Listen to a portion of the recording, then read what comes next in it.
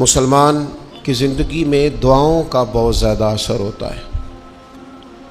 دعائیں لگ جایا کرتی ہیں، دعائیں اپنا رنگ دکھایا کرتی ہیں، دعائیں اپنا اثر رکھتی ہیں، اور انسان کے گرد جو چیز حصار بن کر اس کی حفاظت کرتی ہے وہ بھی دعا ہوتی ہے۔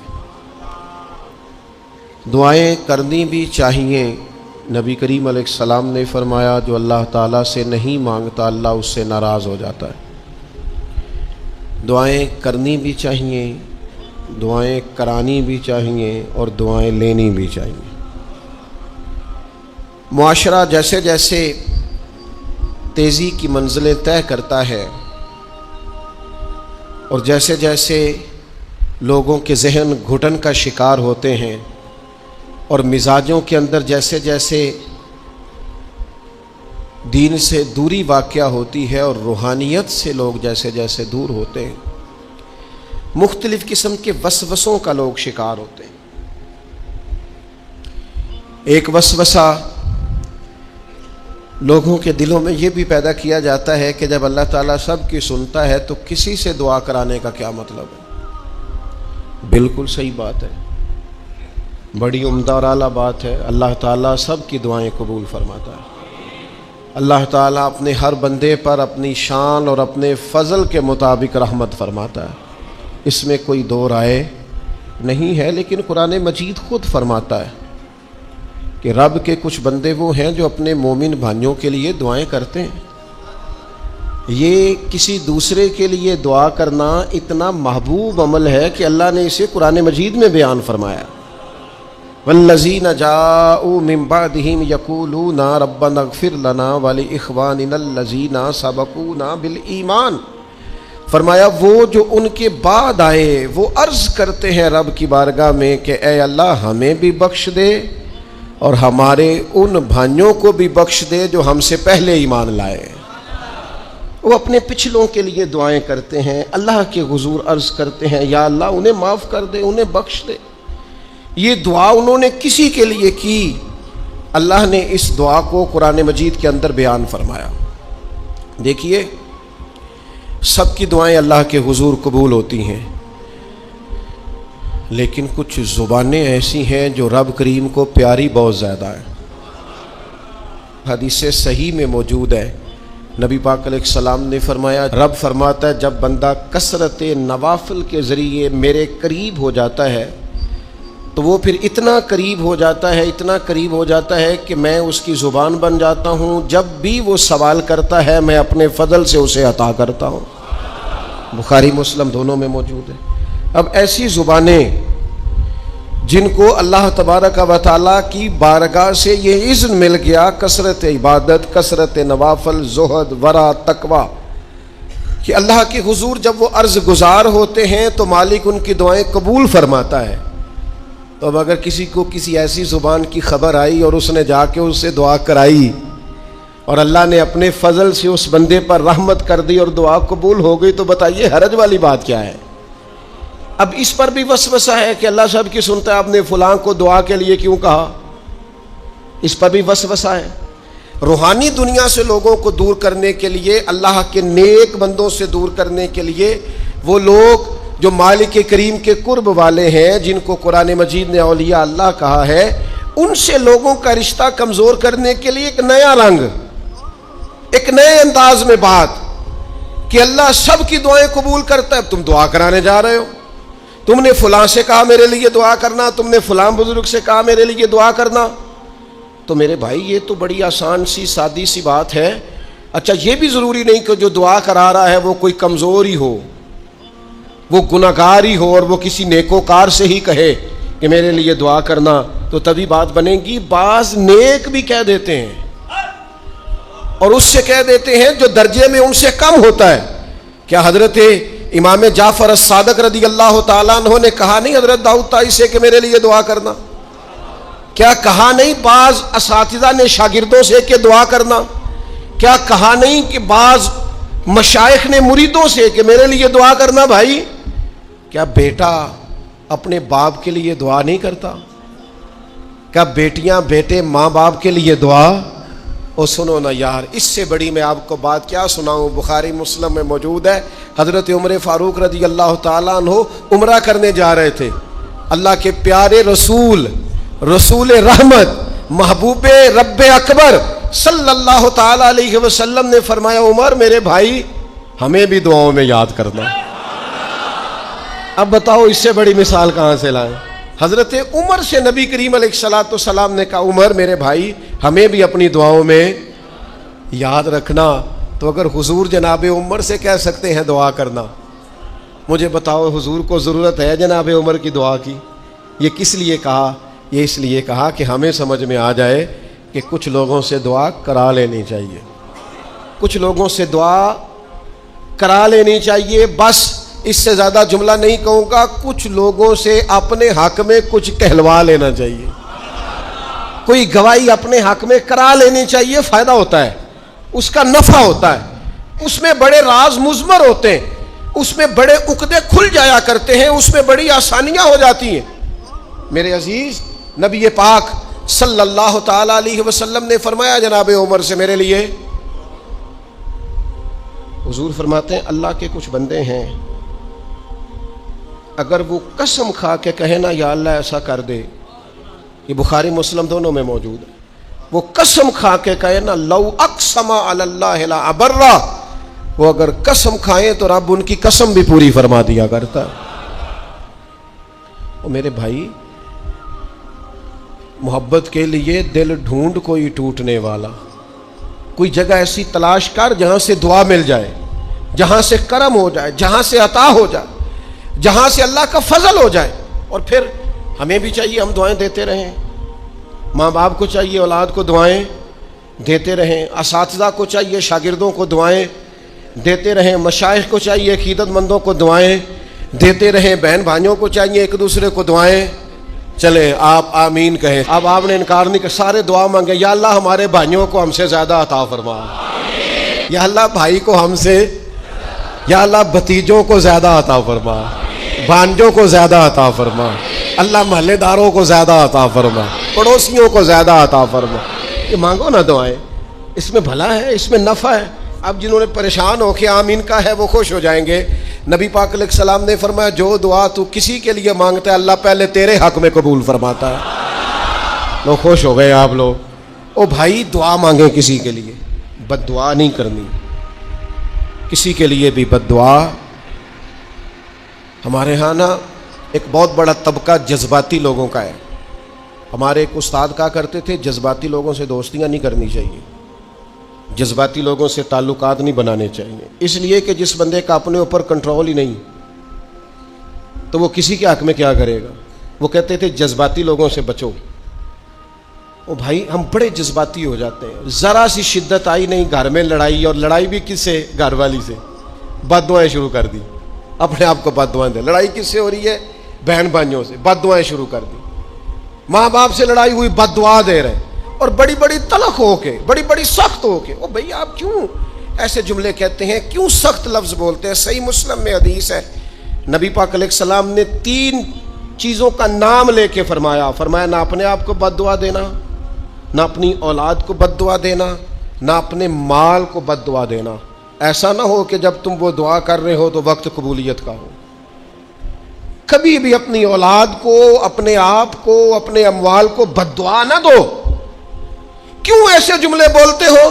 یعنی غصے اور جلال میں بھی جب اپنے بچے کے لیے بات کرو تو پیار والی بات کرو، غصے میں، جلال میں، جذباتیت میں بھی بہن بھائیوں کے لیے، گھر والوں کے لیے، اپنے لیے بات کرو تو محبت والی بولی بولو۔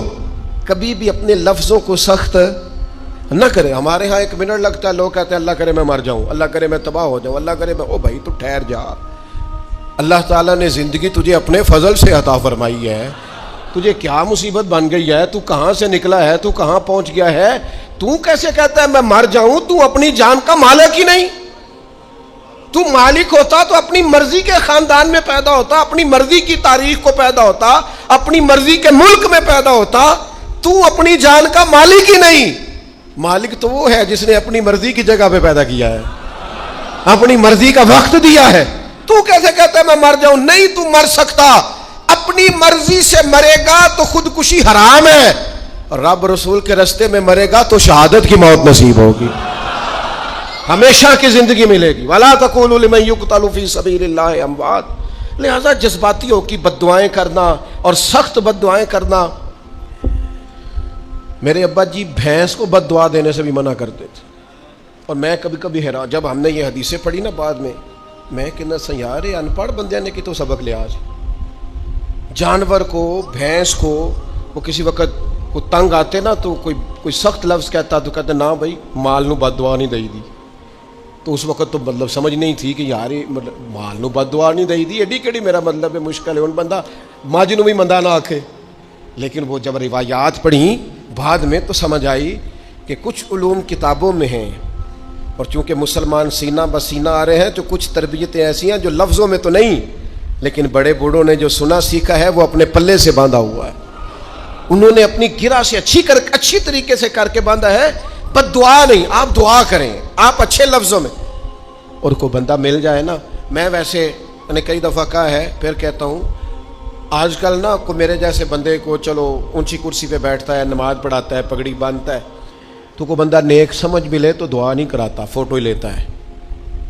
पहले लोग दूर से आते थे तो आके कहते थे दुआ कराने आए, अब वो कहते हैं बड़ी दूर से चल के आया हूँ जी, बड़ी मेहरबानी। तो कहते एक फ़ोटो मिल जाएगी। वो अल्लाह के बंदे, हम दुआ दे रहे हैं तो फ़ोटो ले रहा है। फिर एक और गल आजकल बड़ी आम है, वो कहते जी जरा यादगिरी रहिंदी है। तो मैं क्या गौस पाक दी तो कोई फ़ोटो नहीं, सानू तो हर वेले याद रहिंदे ने, कोई फ़ोटो नहीं, हमें तो कभी नहीं भूले। ख्वाजा अजमेर की कोई फ़ोटो नहीं, हमारी नस नस में आबाद है। इमाम आज़म अबू हनीफा की कोई फ़ोटो नहीं, लेकिन हम तो हनफी हैं, उनका नाम ले ले के जीते हैं। मेरे हजरत साहब के साथ कोई फ़ोटो नहीं, जुर्रत ही नहीं थी, इतने काबिल ही नहीं थे कि साथ खड़े हो सके। वो मेरे घर कभी नहीं आए, और मैं समझता था घर इस काबिल भी नहीं कि इतनी बड़ी ज़ात को मैं कहूँ कि तू मैं को जीते दिल भर सोना। और कितना सोना, ओ सोना ते रज के सोना, ते सोना जिमें सवेरा, मैं को जाते रज के को जाते को जा जिमें हनेरा। कभी इतनी जरूरत ही नहीं की, इतनी ताकत के साथ खड़े होकर कहें कि मैं तेरे बराबर हूं, तू फोटो बना, इतनी जरूरत कभी हुई नहीं। लेकिन क्या करें, दौर बदला, हालात बदले, ज़माना बदला, तौर तरीके बदले। वो कभी लोग मशाइख के पास दुआएं लेने जाते थे, कहते थे हम आए हैं कोई दुआ कर दे। वक्त बदल गया, 30 सेकंड की वीडियो रह गई। ओ खुदा के बंदो, थोड़ा सा रूहानी जिंदगी की तरफ आओ, रूहानी जिंदगी की तरफ। ओ भाई दुआएं कराएं, अपने लिए गवाहियां पक्की करें, अपनी वालदा से, अपने वालिद से, अपने दादा से, अपने नाना से, अपनी नानी से, अपनी दादी से, अपने बहन भाइयों से, अपने दोस्तों से, अपने मुर्शिद से, अपने उस्ताद से दुआ कराओ। उनसे कहो एक दफा मेरे लिए हाथ उठा दे अल्लाह की बारगाह में। मैं सही रवायत पेश करता हूं, मेरे नबी करीम ने फरमाया था उमर फारूक से, सैयदना उमर से, कती जन्नती उमर जिनका हुजूर जन्नत में महल देख के आए। नबी करीम ने फरमाया था उमर, लोग हज करने आएंगे, जिहाद के लिए आएंगे, अगर यमन वाले लोग आए और तुझे उनमें से मेरा अवैस करनी मिल गया तो उमर उससे अपने लिए दुआ करा लेना। उमर अवैस से दुआ करा लेना, उसे कहना तेरे लिए दुआ कर दे। हजरत फारूक आजम ढूंढते रहे, मुलाकात हुई सैयदना वैसे करनी से, कहा दुआ कर दे यार मेरे लिए। वो ढूंढो, कोई बैठा हुआ मुझे दूर दुआ देता है, मैं डूबता हूं पर समुंदर उछाल देता है। ओ भाई अपने हक में दुआएं, इल्तजाएं अल्लाह के हुजूर। कुछ लोगों की अर्ज, मैं आपसे अर्ज करूं, कुछ लोगों को दुआ लग जाती है। आपको जो आदमी बड़ा चमकता दमकता उजला नजर आए ना, उसका कभी माजी टटोलोगे ना तो कभी कोई उसके घर से रोटी खा गया तो फकीर और उसने ज़ौक से खिलाई थी। कभी पीछे से टटोलोगे तो कोई रोटी खा के दुआ कर गया था। कोई चंद घड़ियां दरवाजे पे रहा था, इसने नेकी की थी, दुआ कर गया था। कभी टटोलोगे, ढूंढोगे तो बीमार माँ ने किसी को दुआ दी थी कि पुत्र अल्लाह तेरे ऊपर फजल करे। किसी के बूढ़े बाप बीमार ने दुआ दी थी, अल्लाह तुझे किसी का मोहताज न करे। किसी ने दुआ दी थी, وہ دعا ہے جو اس کے دائیں بائیں آگے پیچھے چلتی ہے۔ حضرت مولا علی شیر خدا رضی اللہ تعالیٰ عنہ گرمیوں میں بھی موٹے کپڑے پہن کے پھرتے تھے۔ لوگوں نے کہا حضور سخت گرمی اور پھر آپ تو بڑے دلیر آدمی، جوان اور گرمیوں میں بھی موٹے کپڑے۔ فرمانے لگے نبی کریم نے دعا دی تھی کہ اللہ علی کو موسم کی شدت سے بچا کے رکھنا، موسم کوئی بھی ہو علی پہ اثر ہی نہیں کرتا، شیر خدا پہ اثر ہی نہیں ہوتا، موٹے پہن لوں پتلے پہن لوں، اللہ میرے جسم کو موسم کی شدت سے محفوظ رکھتا ہے۔ اپنے لیے دعائیں سمیٹ چکروں میں نہ پڑھیں، وہ جی سب کی اللہ سنتا ہے، کس نے کہا نہیں سنتا؟ لیکن کچھ ایسے ہیں جو ہاتھ اٹھا دینا تو رب کریم قبولیت سے فرماتے ہیں دیر نہ کرنا، ذرا جلدی جانا، قبولیت سے اللہ کہتا ہے۔ کچھ ایسے ہیں جو ہاتھ اٹھا دینا ہاتھ تو اللہ تعالیٰ مرحوم خورشید گیلانی سے اللہ تعالیٰ ان پر فضل کرے، کچھ تھوڑا ربط رہا۔ انہوں نے نا ایک جملہ اپنی والدہ کے لیے کہا تھا، کہنے لگے میری اماں ان پڑھ تھی، اپلے تھاپتی تھی اور ان کا آنچل دوپٹہ بھی کئی دفعہ میلا رہتا تھا، پر مرحوم گیلانی صاحب کہتے ہیں میری ماں کبھی میلا دوپٹہ بھی سامنے کر کے اللہ سے میرے لیے رحمت مانگتی تھی تو مجھے لگتا تھا مالک نے فضل فرما دیا۔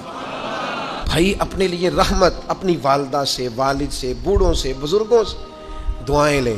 کچھ دعائیں ایسی ہوتی ہیں جو کرم کر دیتی ہیں، جو آسانی۔ اور ایک دوسرا پہلو بھی ہے، کبھی کسی بندے کو اتنا تنگ نہ کرنا کہ وہ اتنی تکلیف میں آئے کہ وہ خود تو کچھ نہیں کر سکتا، ماڑا ہے، لیکن پھر وہ رات کو اپنے رب کی بارگاہ میں بیٹھ کے کہے کہ تو حاکم و عادل ہے مگر تیرے جہاں میں ہے تلخ بہت بندہ مزدور کے اوقات۔ پھر ایسا نہ ہو غریب ہے، ماڑا ہے، خود تو کچھ نہیں کر سکا، پھر اللہ کی بارگاہ میں تیری شکایت کرے، ایسا نہ کرنا۔ میرے نبی پاک علیہ السلام کے درویش صحابی تھے حضرت سعید بن زید رضی اللہ تعالیٰ عنہ، فقیر فاقہ مست، حضرت عمر رضی اللہ تعالیٰ عنہ کے قریبیوں میں سے تھے۔ ایک عورت نے الزام لگا دیا زمین کے قبضے کا۔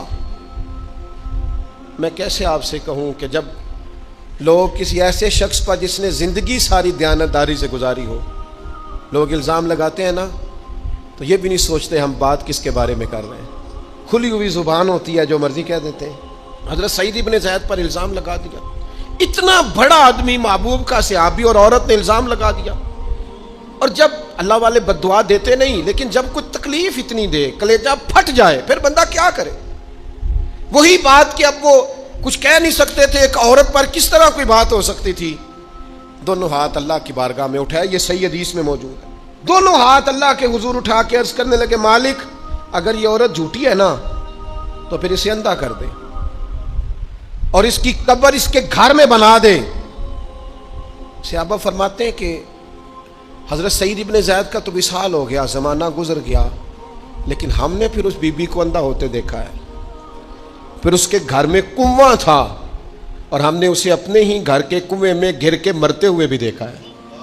اس لیے کہ جب آپ کسی کو تکلیف دیتے ہیں، جب آپ ستاتے ہیں، جب آپ وہ بات کرتے ہیں جو اس بندے میں موجود نہیں ہے، جب آپ جھوٹ بولتے ہیں اپنے نفس کی تسکین کے لیے، جب آپ زیادتی کرتے ہیں صرف اپنی انا کے لیے، تو پھر بعدوں کا دعائے ضرر نکلتی ہے منہ سے، دعائے ضرر، اور یہ رد عمل کے طور پر نکلتی ہے۔ نبی پاک رحمت للعالمین ہے، لیکن جب حضور گزرے نا ایک دن طواف بیت اللہ شریف کر کے، تو کفار نے پھبتیاں کسیں، بار بار بلا بھلا کا، ایک طواف بھی حضور نے کر لیا، دوسرا بھی کر لیا، تیسرا بھی، اور پھر انہیں اوجڑیاں ڈالی، کئی تکلیفیں دی۔ تو اس وقت حضور نے پھر دعا کی تھی اے اللہ گن لے ان لوگوں کو، گن مالک ان بندوں کو، یہ اتنی تکلیف دیتے ہیں۔ حضرت صدیق اکبر فرماتے ہیں وہ جن کے لیے محبوب نے اس دن دعا کی تھی وہ چن چن کے بدر میں قتل ہوئے، سارے گن گن کے وہ لوگ قتل ہوئے۔ کیوں ہم کسی کو اتنا ستائیں کہ اس کے منہ سے پھر ایسے جملے نکلیں جو ہم سے سنبھالے نہ جا سکیں؟ حضرت سعد بن ابی وقاص، بخاری مسلم دونوں میں حدیث، حضرت عمر نے انہیں کوفے کا گورنر بنایا تھا، حاکم بنایا تھا۔ کچھ لوگ حسد کی وجہ سے نیک لوگوں پر تنقید کرتے ہیں، اپنے ذاتی حسد کی وجہ سے اللہ کے بندوں کو ستاتے ہیں، پھبتیاں کستے ہیں، زبانیں کھولتے ہیں، اور آپ فرماتے ہیں جس نے میرے ولی سے دشمنی کی میرا اعلان جنگ ہے۔ حضرت فاروق اعظم رضی اللہ تعالیٰ عنہ نے حضرت سعد بن ابی وقاص کو حاکم بنایا کوفے کا، تو کچھ لوگوں نے شکایتیں کی، تو حضرت عمر نے کہا جاؤ پتہ کرو جا کے معلومات کی، تو ہر بندہ کہنے لگا اتنا اعلیٰ تو بندہ ہو ہی نہیں سکتا جتنے حضرت سعد بن ابی وقاص ہے۔ ایک بندہ کھڑا ہوا، صرف ایک، وہ کہنے لگا نہ تو یہ جہاد میں جاتے ہیں، نہ مال غنیمت صحیح تقسیم کرتے ہیں، نہ یہ عدل و انصاف کرتے ہیں۔ 3 شکایتیں اس نے لگائیں۔ حضرت سعد بن ابی وقاص چونکہ زندگی ساری محنت کی تھی، جہاد کیا تھا، ساری زندگی انصاف میں گزاری تھی، دل ٹوٹ گیا۔ اللہ کی بارگاہ میں عرض کرنے لگے مالک اگر یہ ریاکاری کے لیے کہہ رہا ہے نا، یہ باتیں جھوٹ بول رہا ہے، تو پھر اس نے 3 الزام لگائے ہیں، تو میں 3 دعائیں کرتا ہوں اس بندے کی عمر لمبی کر دے، اس کا فاقہ بڑھا دے، اور اسے فتنوں میں مبتلا کرنا میرے مالک۔ یہ دعا نکلی حضرت سعد بن ابی وقاص کی زبان سے۔ صحابہ اور تابعین فرماتے ہیں وہ بندہ اتنا بوڑھا ہو گیا، حضرت سعد بن ابی وقاص تو وصال کر گئے، بڑی شان سے دنیا سے گئے، لیکن وہ اتنا بوڑھا ہو گیا کہ اس کی بھویں جھک گئی تھیں، اور فاقے کا یہ عالم تھا کہ فاقہ ختم ہی نہیں ہوتا تھا، اور فتنوں کا یہ حال تھا کہ بڑھاپے میں بھی معاذ اللہ چوکوں میں کھڑی عورتوں کو چھیڑ دیتا تھا، اور لوگ جوتے مارتے، تکلیف دیتے، باز کیوں نہیں آتا، تجھے شرم کیوں نہیں آتی؟ تو کہتا تھا لوگوں میں کیا کروں، مجھے حضرت سعد بن ابی وقاص کی بد دعا لگ گئی، میں نے ان کو ستایا، دل توڑا، اذیت دی، کیوں ہم اس طرح کے لفظ کہیں؟ میں جانتا ہوں اس بوڑھی عورت کو جس کی بیٹی کو کسی نے بڑا ہی ستایا تھا سسرال والوں نے، اور خامد اس کا موجود نہیں تھا، تو وہ اپنے وہاں سے نکلتے ہوئے نا واپس گھر سے، تو وہ دروازے پہ کھڑی ہو کے کہہ رہی تھی حضرت صاحب میں گزر رہا تھا، حضرت صاحب گل سننا، بچیوں کا باپ کوئی نہیں، ایک بھائی ہے بیچارہ کدھر کدھر جائے، ہر چوتھے دن میں یہاں آ کے منتیں کر کے دوپٹے پھینک کے بچی چھوڑ کے جاتی ہوں، آج میں نے اپنا مقدمہ رب کی بارگاہ میں پیش کر دیا ہے، آپ گواہ رہے نا، میرا جرم صرف ہے کہ میں بیٹیاں دی ماں ہوں، گواہ رہے نا آپ، میں نے مقدمہ اللہ کے حضور درج کرا دیا ہے، بیٹی کو حوصلہ دے کے جاتی ہوں، خود نہیں سوتی میں ساری رات، مجھے پتہ ہے میری بیٹی کے ساتھ زیادتی ہو رہی ہے، اور ان کو بھی پتہ ہے لے جا کوئی نہیں سکتے، بندے ماڑے ہیں، تو یہ روز ظلم کرتے ہیں، اب میں نے وہ مقدمہ درج کرا، آپ گواہ رہنا۔ میں نے بڑا منایا اس اماں کو، میں نے کہا ماں اتنے سخت جملے نہ کہنے لگی، کلیجہ اندر سے پھٹ گیا، چھلنی ہے۔ ایک شخص کے کمرے میں جاتی تھی معافی مانگنے، چلو بچی سے غلطی ہو گئی تو اٹھ کے دوسرے کمرے میں چلا جاتا تھا، میں دوسرے میں جاتی تھی، کیونکہ میں بیٹی والی ہوں، اب میں نے مقدمہ درج کرا دیا ہے، اب میرا رب جانے بہتر انصاف، میں بڑا اللہ کا گناہگار بندہ ہوں، میں نے پھر واقعی وہاں انصاف ہوتے دیکھا، میں نے وہ رنگ بدلتے اور حالات تبدیل ہوتے دیکھے۔ یہ یاد رکھنا زندگی خود بھی گناہوں کی سزا دیتی ہے، یہاں بھی زندگی خود بھی گناہوں کی سزا دیتی، یاد رکھنا، ذرا احتیاط سے منہ کھولنا کسی کے بارے میں، اللہ کے بندوں کے بارے میں اپنی زبانیں ذرا احتیاط سے کھولنا، ذرا خیال کرنا، کسی غریب کے بارے میں جملے سوچ کر بولنا، کسی کمزور کا مذاق اڑانا تو معاذ اللہ ذرا ہوش کرنا، اللہ سے ڈر کے بات کرنا، اس لیے کہ بڑی جلدی انصاف کا وقت آنے والا ہے، بڑی جلدی حالات بدلنے والے ہیں۔ تلک الایام نداولها بین الناس، اللہ لوگوں کے درمیان دن بدل دیا کرتا ہے، پھر لوگوں کو جگہ نہیں ملتی چھپنے کی، رخ چھپانے کی۔ 2 ہی باتیں آج آپ کے سامنے رکھی ہیں، ایک تو نیکوں سے دعا لے لو، اللہ والوں سے دعا لے لو، ماں باپ سے دعا لے لو، بزرگوں سے دعائیں، اور دوسرا بد دعاؤں سے بچ جاؤ، دعائے ضرر سے بچ جاؤ، کسی کو اتنا نہ ستاؤ کہ وہ بیچارہ خود کچھ نہ کر سکے اور اللہ کے حضور تمہاری شکایت کرے، بچو۔ وہ میں نے بہت پرانا ایک جملہ کہا تھا، پھر کہتا ہوں، غریبوں کی بد دعائیں دن میں نہیں ستاتی، غریبوں کی بد دعائیں رات کو ستاتی ہیں۔ جب اے سی پورا لگا ہو، گھر پورا بہترین بنا ہو اور نیند نہ آئے، اور اپنے ہی گھر سے خوف آئے، اور اپنے ہی مقام سے بندہ بے چین ہو کے اٹھے، اور کبھی چھت پہ اور کبھی نیچے، اور پتہ نہیں مجھے کیا ہے اور پتہ نہیں مجھے کیا ہے، تو پھر وہ استغفار کرے، پھر وہ جس کو ستایا اس سے معافی مانگے، پھر جس کا دل توڑا ہے اس سے جا کے اللہ کی رضا کے لیے معافی مانگ کے آئے، اس لیے کہ کچھ سکون ایسے ہیں جو صرف معافیوں سے ملتے ہیں، وہ صرف کسی کو راضی کرنے سے حاصل ہوتے ہیں۔